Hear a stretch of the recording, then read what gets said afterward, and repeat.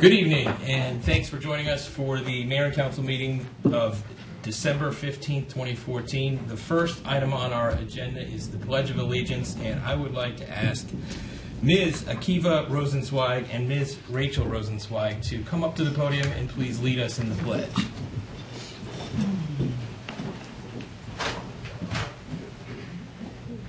I pledge allegiance to the flag of the United States of America and to the republic for which it stands, one nation, under God, indivisible, with liberty and justice for all.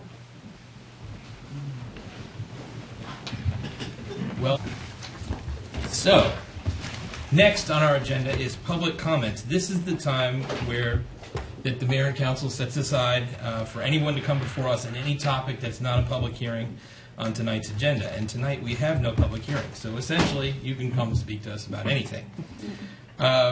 If anyone would like to speak now, now's the time. We ask that you keep your remarks to no more than 3 minutes. Please note that the timer will beep and blink yellow when you have 30 seconds left of your 3 minutes so that you can begin to finish your statement, and the timer will beep and turn red when your 3 minutes is up.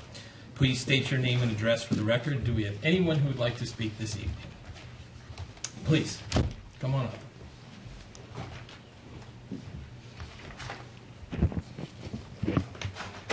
My name is Aaron Rosenzweig. I live on 1 Thorburn Road, Gaithersburg, Maryland. The rooster ban fails the darn good reason test. It also empowers abuse of process. Our country was built as a republic.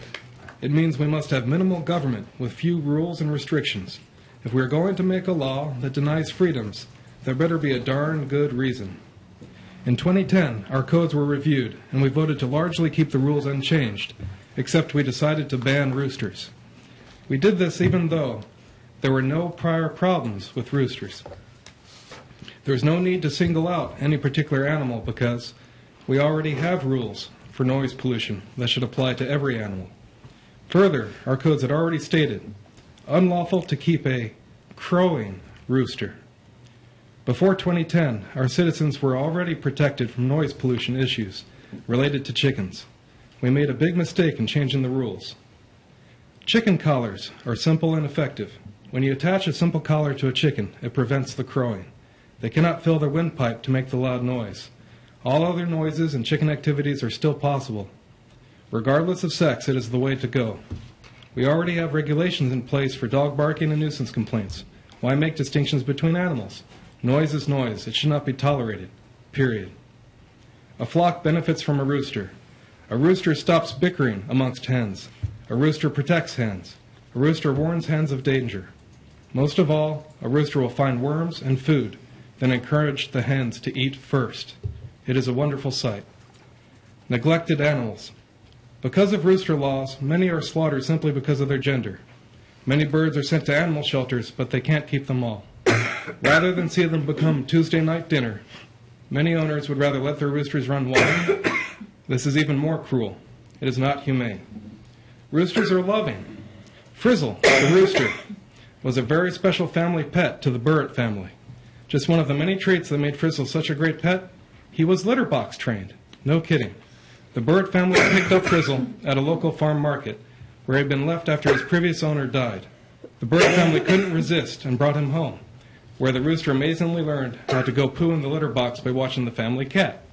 Ever since then, he lived in the house as the beloved family pet, greeting everyone who knocked on the door and sleeping in the family quarters.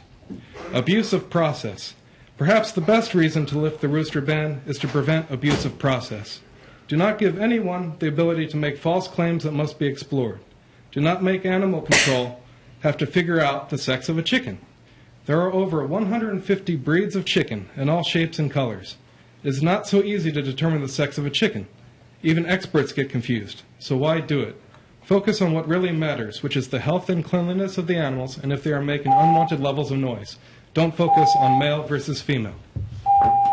Thank you. You want a copy? Sure. Who'd like to be the next speaker? Please come on up. And just bend that microphone right down to you. There you go. Today I would like to publicly praise first, You state your names and address first, and then you can start. My name is Rachel Rosenzweig, and this is my brother, Akiva Rosenzweig. We're here to publicly praise a city official. This person tries to be fair and exhibits a strong moral character. He's an animal control enforcement officer named Sylvester Ferguson. We first met Sylvester in June of 2014. He came to tell us we could not have chickens in our yard. To his credit, when we asked him to look over the city codes together, he willingly did so. He contacted his director and came to the conclusion that there was no violation. In recent months, Sylvester provided a voice of reason.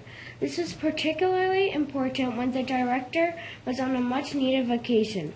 Overall, he had a calming effect on issues. Let it be known that Sylvester has a clear and highly defined passion for animals that shines through everything. He truly wants to know if animals are cared for. He has shown our chickens respect and tenderness. We need more people like Sylvester Ferguson. Very nice. Thank you. Yes. Doris will take copies. Who'd like to be the next speaker? Thank you. Come on, please.